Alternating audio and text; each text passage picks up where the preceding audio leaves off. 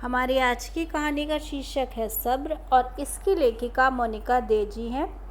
पीले रंग का लहंगा, सुनहरे रंग के धागे का काम बहुत ही तरीके से बनाया था। ज्वेलरी मैचिंग, सब कुछ बिल्कुल परफेक्ट चाहिए था अपने खास दिन के लिए। इसलिए तो सबसे अच्छी मेकअप एक्सपर्ट भी बुक की थी। आज मेरी शादी का दिन, वही लहंगा, ज्वेलरी, मेकअप सब बिल्कुल परफेक्ट लग रहा था, पर फिर भी कुछ कमी थी। शीशे में खुद को निहार रही थी, बहुत खूबसूरत लग रही थी, पर चेहरे पर वह दुल्हन वाले नूर की जगह चिंता की लकीरें थी। अभी सोच ही रही थी कि बाहर से बुलावा आ गया कि आपको बाहर बुलाया है, दूल्हे राजा आ गए हैं और आपका इंतजार हो रहा है। भाई फूलों की चादर लेकर आ रहे थे, भाभी और बहनें हंसी मजाक कर रही थी, पर मेरे चेहरे की मुस्कान कहीं गुम सी थी। कैमरा वाला बार बार स्माइल करने को बोल रहा था, कदम बढ़ते रहे थे, हाथ बर्फ की तरह ठंडे हो गए थे। भारी कदमों के साथ स्टेज पर पहुंची। दूल्हे राजा ने हाथ पकड़कर मुझे स्टेज पर लिया। थोड़ी देर तो मानो मेरी आंखों के आगे अंधेरा छा गया। मेरी माई ने मेरा हाथ लेकर जय को थमा दिया था। वरमाला कोई स्टेज पर भी बैठे फोटोज हुई और मैं खुश नहीं थी। मेरी नज़रों में वह सूनापन साफ दिख रहा था। बैठी हुई पता नहीं कब मैं ख्यालों में खो गई। हमारी शादी बहुत जल्दी में हो रही थी।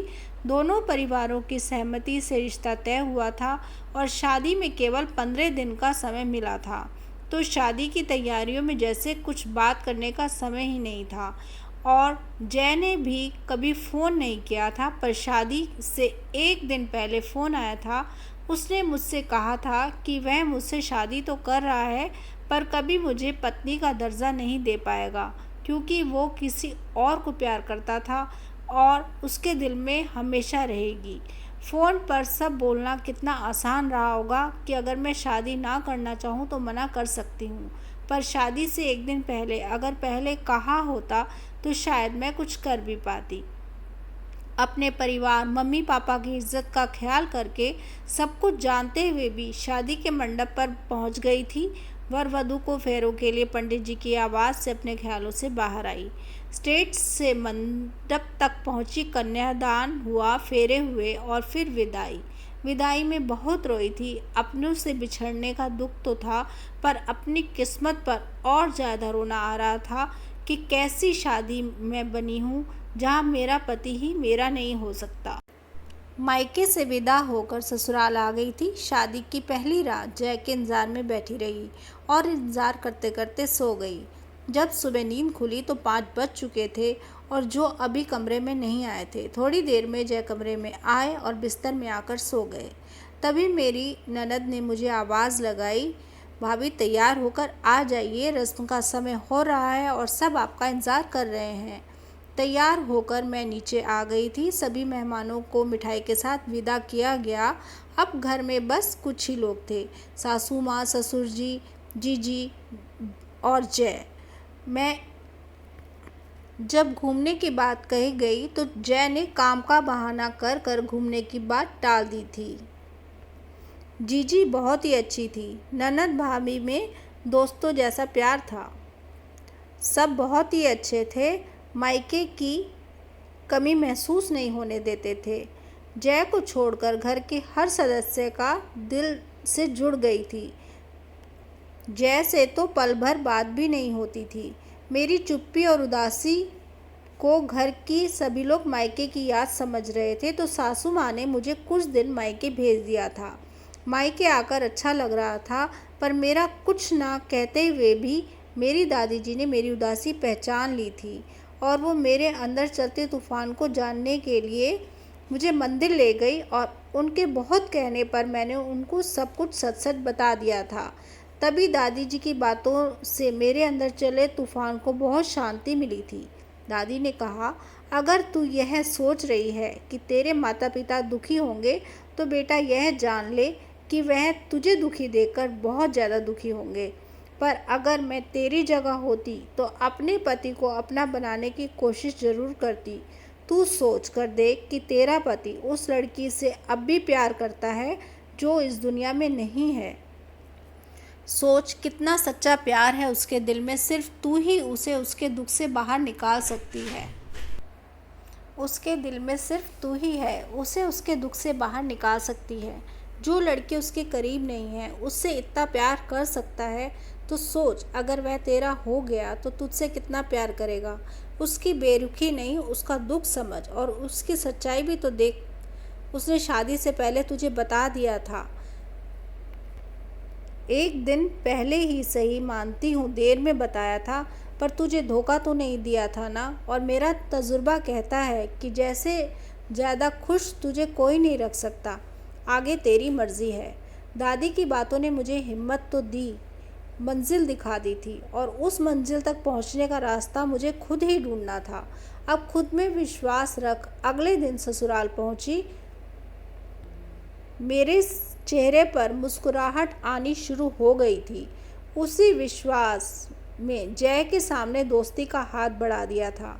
क्या मुझसे दोस्ती करोगे? हम एक ही घर में रहते हैं और एक ही कमरे में, पर बात तक नहीं करते। ऐसा कब तक चलेगा? मैं आपकी ज़िंदगी में दखल नहीं दूंगी, पर हम दोस्त तो बन सकते हैं। वैसे भी वह कहते हैं ना कि दोस्ती एक ऐसी शिप है जो कभी नहीं डूबती। तो फ्रेंड्स, जय बिना कुछ जवाब दिए ही चले गए थे, पर पहली बार मेरी बात सुनकर वह मुस्कान जो आई थी उसके चेहरे पर।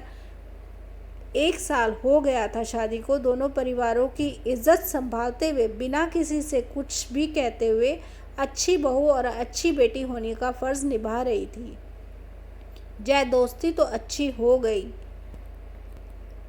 पर पति होने जैसी कोई उम्मीद नहीं दिख रही थी। अब मैं नौकरी और घर में खुद को व्यस्त रखती थी।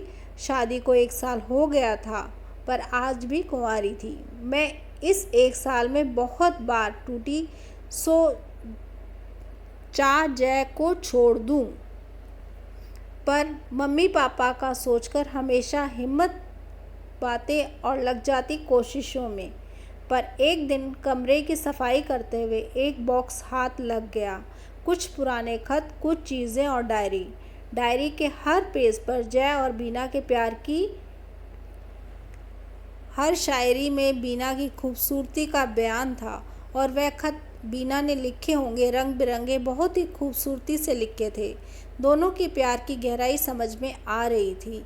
निराशा के साथ बॉक्स बंद करके रख दिया था। कुछ ही दिनों में पता लगा कि मुझे कैंसर है। स्टार्टिंग स्टेज है, जो कीमोथेरेपी से ठीक हो सकती थी। ट्रीटमेंट शुरू हुआ, पर मैंने तो जीने की आस छोड़ दी थी। थेरेपी कुछ खास असर नहीं कर रही थी। वह कहते हैं ना, जब जीने की चाह ना हो तो अच्छी से अच्छी दवा भी असर नहीं करती। पर अपना फ़र्ज़ निभाते हुए, दोस्ती निभाते हुए मेरा ख्याल रखते थे, और मैं करीब आने लगी थी, और थेरेपी ही मुझे साथ ले जाते। मेरी बीमारी ने हमें करीब ला दिया था, और शायद उन्हें भी मेरा उसके आसपास होना अब अच्छा लगने लगा था। अक्सर मेरे साथ रुकते बात भी कर लिया करते थे। एक दिन बातों बातों में मुझे बीना के बारे में सब कुछ बताया, अपने दिल का हाल भी बताया। शायद अपने दिल की बातें बताकर उनका दिल हल्का हो गया था। जय के साथ मैं खुश रहने लगी थी। उन्होंने हर मुमकिन कोशिश की कि मुझे ठीक करने की। अलग अलग डॉक्टर्स, दवाइयाँ, जो भी कहते थे वह दवाइयाँ काम करने लगी थी, और अब मैं ठीक होने लगी थी। उस दिन जय ने घर पर कहा कि कहीं पर जाना है, और मुझे साथ ले जाने की बात कही।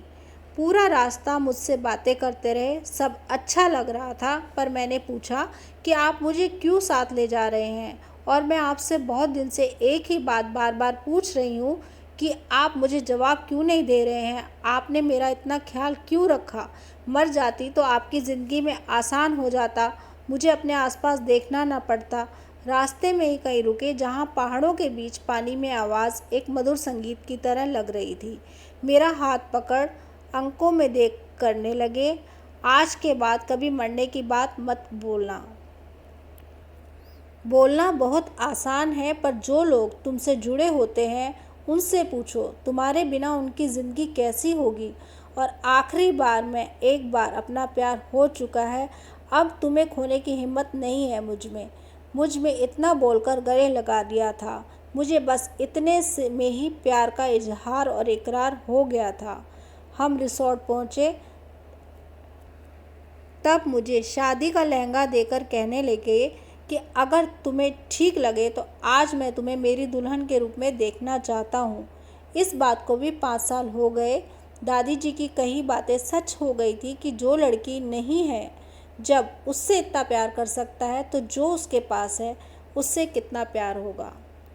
ये कहानी यही समाप्त होती है।